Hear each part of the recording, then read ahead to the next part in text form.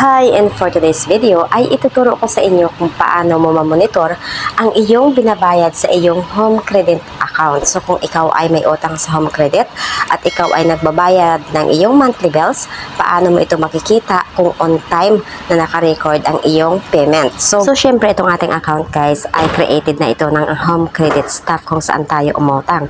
Kaya pinadownload po sa atin tong apps and then ibibigay lang din po nila sa atin yung ating password. So pagka-open mo ng apps guys, ay tap mo lang yung e-KES. And then pagka-tap mo ng e-KES is makita mo na kaagad yung my account.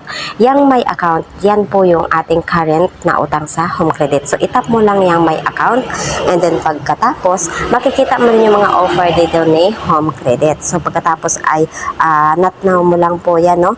And then pagka-open mo ng my account, ay makikita mo na dito yung ating monthly bills.